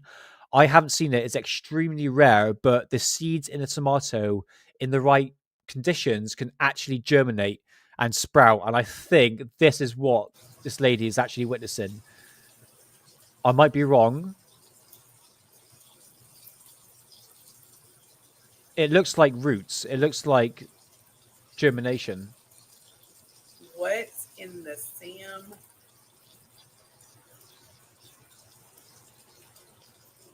Yeah. That's my own personal opinion on that, guys. It could be it could be parasites, unless you got like close up. But if you ever germinated tomato seeds, it actually looks green at the top and actually it's got a white stem. Kind of looks like that. So I don't know. I thought it'd be good to sort of talk about it because it can happen. It can happen. If you grow veggies, you will see it. Yeah, this is it, man. Like I said, I used to germinate tomato seeds. And I don't know exactly what they look like. And for me, it just kind of looks like that. But you have to admit, American food is completely different to British food we have. Our British food is, is notoriously known for being shite. Absolutely terrible. I don't know with America, like American food. Like for instance, yesterday when I was live with Hidden, I had a can of American. It was from America. What was it? It was root beer, and I've never tasted anything so artificial, super sweet. It basically tastes like chemicals. And you look at the back of it, it's like 25 different chemicals. It's like flipping now, like shouldn't be consuming that. It's like Rockstar, that energy drinks, just you should be consuming that. I saw this and it's just I have to admit I like Red Panda Koala. He puts out really good information and he's put that hero and it's got a picture of Lou. I think that's why I got pissed off yesterday because I was such in a bad mood. I'm like, is it like one thing I said with Hidden, with ufology, is that the fact that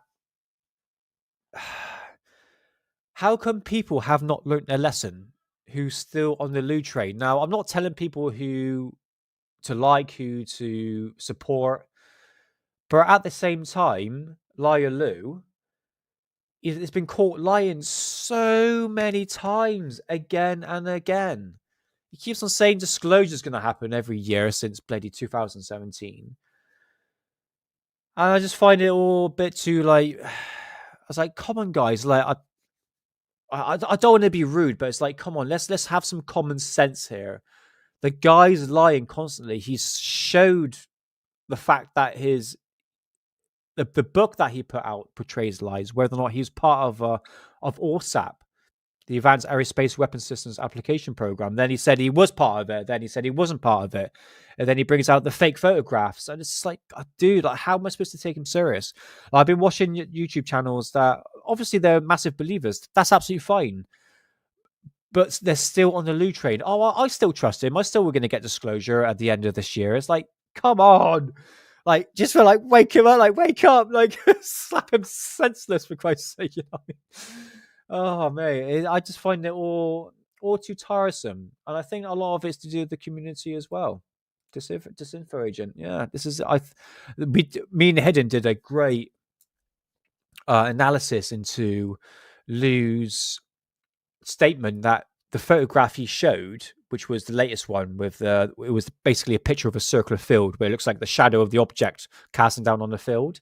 And his excuse was saying, well, basically, the reason why I showed the photograph was essentially to say to the Congress people to say, look, pilots need a place to actually report UFO sightings. And I was going, no, you showed that photograph saying, here's the object, and you can see the object, how big it is. You literally say how big it was, and it was actually casting a shadow on the ground.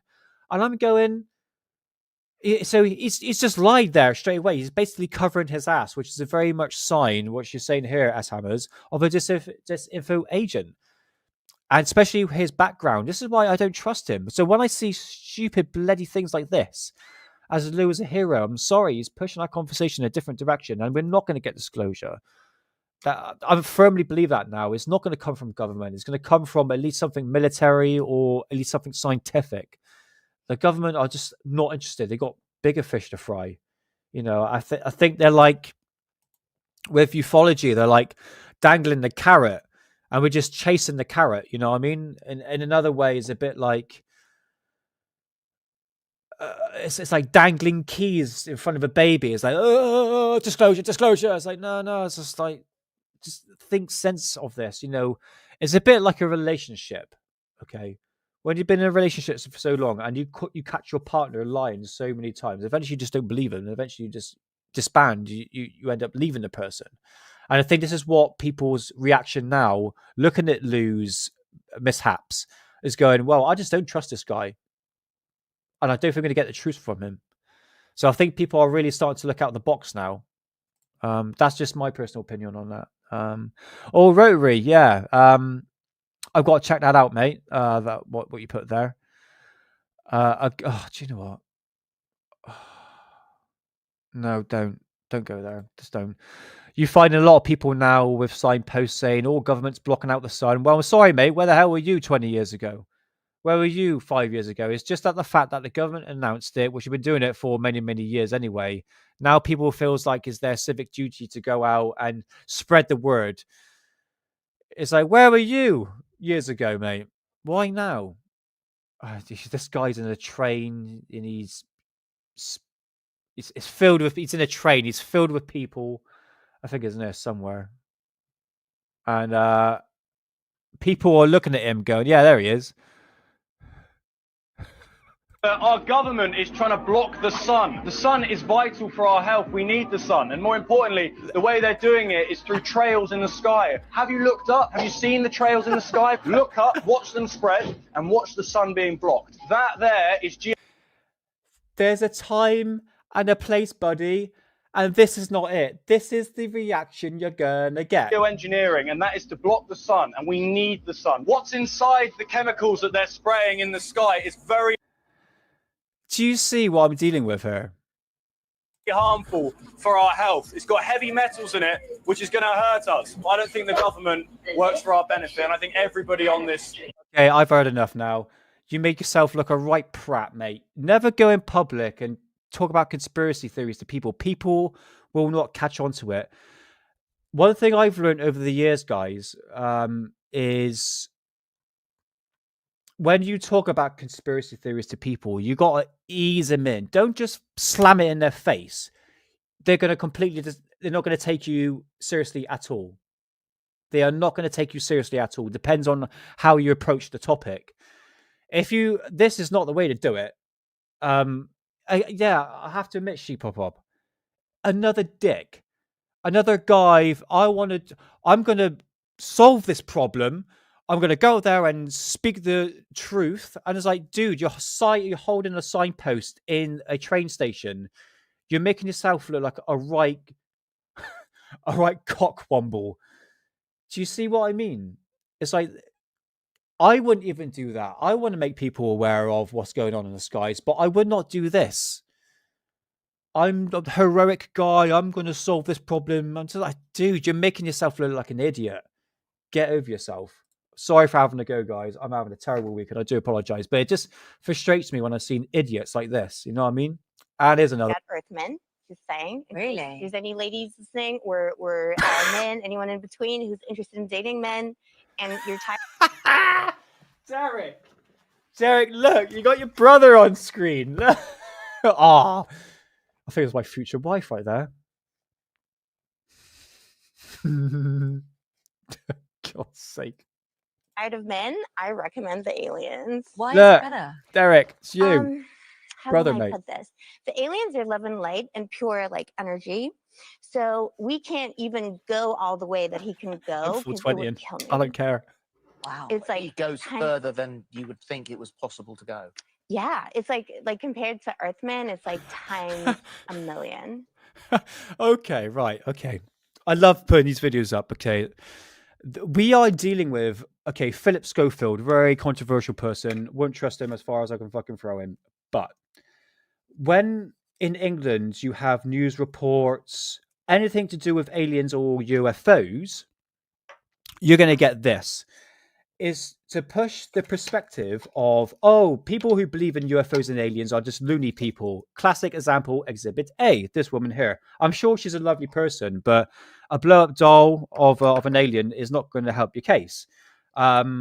She's dressed a bit funny. I'm sure she's a lovely lady. I don't want to bash her, but love, you're not doing yourselves any favors going on this morning and talking about extraterrestrials. I mean, what is the actual conversation here of it? I fall in love with an alien. You'll forget Earthmen. Just saying. In case Really? there's any ladies listening or men. So just the look he gave. I mean, I can't take him seriously anyway. But this is not helping the topic. This is not helping to put this stigma of aliens and UFOs off the topic of here, or obviously aliens, is now been even more stigmatized because people are going, the public, the vast majority of the public is going to go, oh, did you see that loopy woman with the bloody blow up doll of an alien saying that she fell in love with an alien, having a relationship with it? God, she's a bit kooky. Oh, bloody aliens are not real. Again, people they just jump to conclusions, guys. Do you understand what I'm trying to put forward here? I don't want to sound negative, but the point I'm trying to get, this does not help ufology in the UK. It just doesn't help. It doesn't help. Philip Schofield looking like she's weird. Looking to a mirror Schofield. Yeah. People that in America don't know who Philip Schofield is. He got caught out through something I can't talk about. But yeah. I'll leave that to you. I'll leave that to you, whatever rabbit hole you go down. But like I said, yeah, 5 minutes of fame, Maiden Wells. Yeah, it's how can we get all these like weirdos on TV? Which I've seen some very weird stuff on the clips of what's been shown on various channels, which is extremely woke and just like it's like a bloody circus show. It's like a circus show, and this is just a prime example of it. You know, it's flipping embarrassing, man. It's on purpose, yes, yeah, and this is what I mean by the fact that the British tabloids and even, for instance, if you look at like news, not even a news report or a news interview talking about UFOs and aliens, I guarantee they're going to put the bloody X-Files music or some stupid, scientific spooky music, woo, that sort of crap. It just does not help the case. I'm trying to find a good position to put this in. Stick it on there. No, tell you what, go back on there. But yeah, I would agree, Rotary. This is done on purpose, and it's definitely to dub the topic down, obviously dumb the people down. And this is what I should have mentioned about Rich Giordano. He made a really good point. Why are people so dumb these days? I'm sorry to sound really negative, but I'm one of these people that just observes, and I'm going, it seems we're witnessing the disintegration of human civilization. Hey, Mysterion, how's it going, man? Freddy Star ate my hamster. I think I've heard that phrase before. How's it going, Sheeple? Yeah, I mean, Sheeple is like just following one sheep in front, isn't it, when you look at it? But it just seems to be like a massive decline of just like common sense, intelligence. I mean, the British people are very reserved anyway. Do you know what I mean? They're very reserved. I mean, for instance, when I was like walking in the forest, I thought, you know what, it's a lovely day, go out. If someone's clocks an eye with me and they walk past, I would always say good evening. Hi there, how are you? Or hello. I try not to look at them and look away. I try to at least say hello. I think it brightens people's day. I mean, it's just British mentality, isn't it? It's so easily controllable. Yeah. Liberalism certainly is, mate. We are dealing with that at the moment, especially in this country. Lefty scumbags. Libtards. I like that word, Mark G. Yeah. I could sat why people are so dumb, Nick, but I would get knocked. Yeah, this is it. There's things I can say. I know I don't really want to turn Alien Addict into that channel. Obviously, there's certain topics we allude to. Obviously, the chat, you're in charge of that one there. But the way this country is going is it's really concerning. I think that's plays a bigger part of my concerns for the future, because you think the way things are going is even just like with society. I mean, this lady here is a bloody prime example of that. It's like flipping now. Is this where we're going now? Is this where we're going? Yeah, troubling times, man. Unpredictable. But one thing we shouldn't do is worry about the unseen future and just handle whatever comes our way. Handle whatever comes our way. Oh, I think that's it. Oh, let's play this.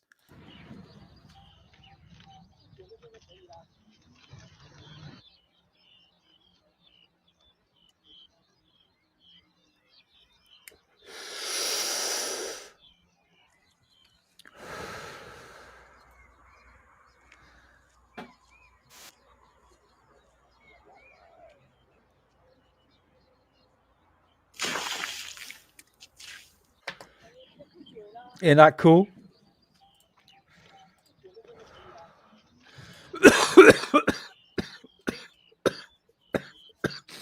That was bad. That's badass. Yeah, it gave a pretty good illusion there, didn't it? Ooh, that was a good hit. Right. Anything? Excuse me, I do apologize. Oh yeah, I saw this. Right.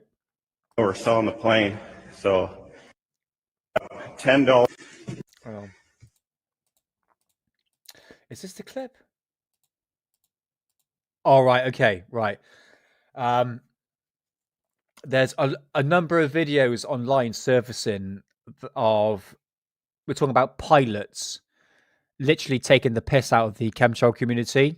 This is a very prime example. I'm just going to play this very, very short. This is a pilot from the Cessna plane, and look what he shows. So I kind of want to expose some chemtrail truth here. As most of you know, we're selling the plane, so we're not getting paid out anymore. This plane has been certified to use the chemtrail fluid DK58. If you believe that, I'm sorry, you're an idiot.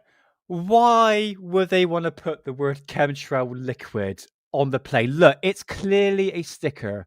These pilots are literally taking the piss out of the community. And I keep on seeing this video get circulated and circulated as the truth. The guy's taking the piss. 12. And so it holds 50 gallons in each tank here, and then the fuel goes in this one. And then right in the exhaust, just right up here, there's a injector that sprays the fluid when you turn on the switch. And the switch, it won't spray fluid unless the engine's running because it's like real toxic chemicals. So yeah, okay, I've heard of that. Do you understand what I've got to deal with? Okay.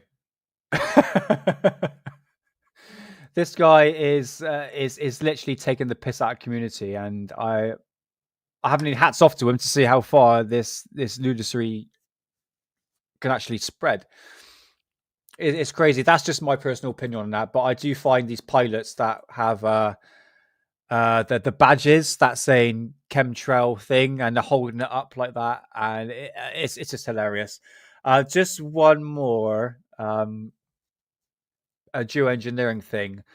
One thing I don't understand when it comes to actually spraying of the skies, how do they turn it on and off? When they say they got a switch that they turn on and off, well, those switches has obviously been faked, because there's many different examples of that. But the idea of actually adding the chemicals, aluminium, barium, and strontium, and sulfate, and all that into the jet fuel, how do you control that? How do you switch the chemicals? Because if the chemicals been added to the fuel, how do you know when to turn on the spraying and how to turn off the spraying? It's questions like that I always ask myself. And this lady has done the same thing. Now listen to this. It's only a couple of minutes. But what do you think about RFK Jr. admitting recently that there's something in the jet fuel that is chemtrails? Yeah, I don't agree with that at all. Yeah, I don't know that it's in the fuel. And that is because with my 9 years on active duty in the Air Force, I have inspected the labs where they do very robust clean room. You know, you've got the negative, positive pressure, secondary rooms that you come in, and you have to put on a Tyvek suit because they're testing the fuel for purity. And you've already, like I said, just from sedimentation and things that are in the fuselage and all the bladder and everything, you can have lead and cadmium. Those are the most common. Yeah. You're going to put aluminum, barium, different sulfates in jet fuel, and you think it's like sugar in a gas tank. You know, I am not like an aerospace engineer, but I don't think it takes hard to research, you know, what can actually break down aircraft. You can't contaminate jet fuel. Yeah, I I think there would be problems if you start loading up the fuel. Plus, people have people that have really high quality cameras have zoomed in and actually looked at, spraying, turning on and off. And yes, Right. there are contrails. That's right. Not every line in the sky is weather modification, but it's not going like. Right. So there are sprayers. There are sprayers that are under the wings or built into the wings of certain aircraft. Mm-hmm. But there's something else, Kristen. There's a proposal now, and I don't have the source in front of me, but I just saw it yesterday. There's a new science paper that's come out where the scientists are advocating adding a form of sulfur to all jet fuel in order to dim the sun and pollute the skies with, basically, aerosolized spraying. Or, they're not at the same altitude as the stratosphere, but you've heard it called stratospheric aerosol injection. It's that, but at a lower altitude. Okay. But there are scientists seriously advocating, let's pollute the fuel of all the passenger jets in order to block the sun. What do you make of that? Well, first of all, the act is criminal, but I just don't see how they add anything to the fuel that ruins its purity. It's a very...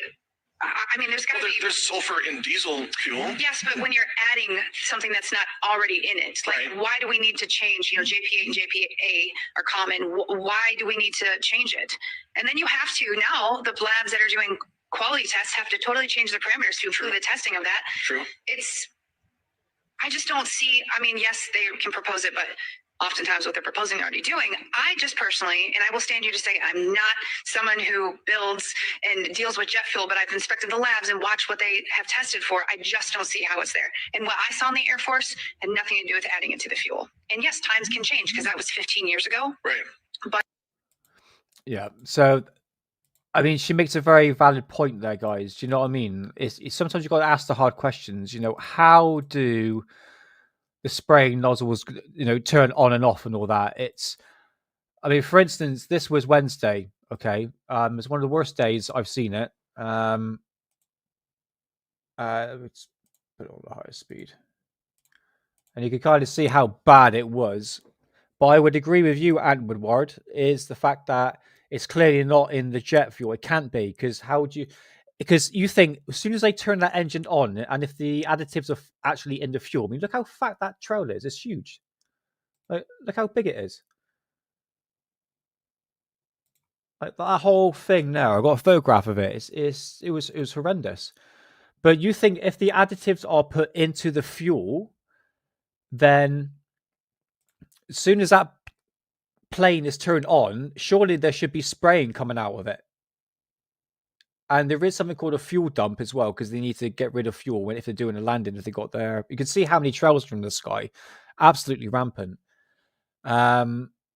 So it's just questions like that. Obviously, the lady said, "Well, it's 15 years of change now," but she's saying if you're going to add additives into the jet fuel, obviously there needs to be inspections for it. And obviously, she said it's like adding sugar into a gas can, into a gasoline engine. It's going to destroy it. Do you know what I mean? And we're dealing with aircraft here. We're dealing with, what I've seen in the sky, a lot of commercial airlines are doing the spraying. Well, if that's commercial airlines, it's got people involved, and you got potentially can actually ruin the engines. Maybe I'm just putting it out there. This is why we're seeing crashes all of a sudden of aircraft in the beginning of this year, even since last year. Maybe it's to do with this. I'm not saying that it is, but just ask those questions, man. That's all I'm asking. Is just it's not me being a skeptic. Hey, Sonia, how's it going? Nice to see you. Nice to see you. Yeah, welcome on in, man. Welcome on in. And yeah, thanks for being here in the show. It was nice to see you as always. So yeah, it's just the questions like that I ask myself. I'm not denying these trails. There is something definitely going on, but I think, like the woman said, and I have to agree with that, not every single trail in the sky is weather modification. Do you know what I mean? Days like this, I think so, because it got completely whited out. Look at it. And I got amazing. There you go. That's the double ring around the sun. Look at it. Is it crazy? Yeah. So this was taken in my garden on Wednesday. But as you can see later on, it goes a bit all billowy. And then I think it went clear blue sky after that. I think it did. No, it went cloudy again. But anyway, so yeah, there we go, guys. There we go, guys. I don't want to ramble too much on chemtrails, but yeah.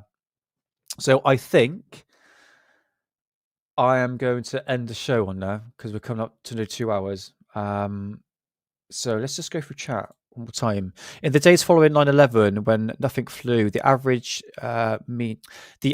mean temp went up by a degree, I believe. The thing is with that, ants, is like temperatures always fluctuate. You got to think that the sun goes through cycles every single 11 years, and that plays effect on the weather. It's been extremely active in recent months. That plays a massive part of that. Thing is with English weather, it depends on where you are, really. It's that the fact that with England, we've got a jet stream that goes right across it, and every time the jet stream goes up north, we'll get the warm air from like Africa and like France, and that goes all the way up. If it goes down northeast south, basically get the cold air from Antarctica. So it's to do with the jet stream and everything like that. It brings in all this crap weather. So when people say in England, said, "Oh, we have winter, spring, summer, and autumn," and we normally have that set weather, the truth is, it's never been like that. I asked my nan. I said, "Nan, has the weather changed in England?" Says, in my 89 years of being in England, it says it's always bloody changed. It always rains. We have crap summers. That's England. This is what it is. The temperature and the weather always changes. I'm not saying that goes for the same with like people in America and all that, but you got to take that into consideration as well. Unfortunately, it's just the climate where we live in, you know. So, but yeah, temperatures do fluctuate, mate. They do, definitely. Yeah, let's just go for chat. Made in Wales, thanks for coming in and thanks for being part of our quiz for tonight. Mysterion, yeah, catch you next time. I hope you can join the quiz. No, it was pretty good. Sonia, sorry you come a bit late, man. I don't want to call you a man. Sorry. So, thanks for coming on in. Unfortunately, I have to end the show, but I'll catch you on the next one. I think me and Headham going live. Is it next week or week after? I think it's the week after, I think. Not next week, week after that on a Wednesday. Talking about Alistair Crowley. So, yeah, it'd be good to catch you there, Sonia. And I'll be back next Friday with another live show on Alien Addict. John Strokes, thanks for coming on in, man. Saggy Paul, you too. Hope you have a good rest of your week and weekend. One True Saxon, Sheep Hop Hop, Corbell's Cats, Rotary Motion, Sensei, if you're still in, Mark G. I think that's everyone. I'll just go down one more time. Oh, that's cool, man. Yeah. Honestly, guys, the chat as well. As Hammers. Thanks for being here. But yeah, honestly, guys, it's one part I do Alien Addicts because of you. You always be here each week. And thanks, man. Thank you so much. Very kind words, Sonia. Much appreciated. Thank you. So yeah, it's to do with the chat here, me interacting with you. I know sometimes I sound a bit like with Hidden Show, a bit down in the dumps, and I might come across a bit aggressive or in a bad mood. Just tell me to shut up and calm down and smoke a joint. But I don't mean to be in a bad mood about ufology. I find it now so frustrating where we're just going around in circles, not really getting the answers. But like you said, Rotary, if you're still in chat, you just got to take a step back, man. You just got to take a step back. In days like that, it's ufology. Shouldn't take it too seriously. You know what I mean? Is John P. Adventures in there? John, I'm going to have a little look through chat. Cannot say goodbye to John. No, he's not in there. Okay. I thought he was in chat, Sonia. John P. Adventures.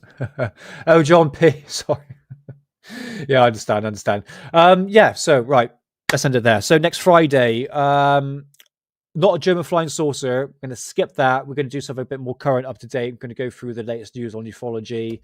I've got some paranormal photographs up, which I haven't showed today, which I'll show next week. So, yeah, that is pretty much that for that. So, I've got to get everything ready. So, yeah, if you like what you see, please like and subscribe and spread the word. It'd be much appreciated. And I shall see you next Friday for another edition of Alien Addict. So, always remember, excuse me, woo! They're watching you, watching us, watching them. I'll see you next Friday. Have a good weekend.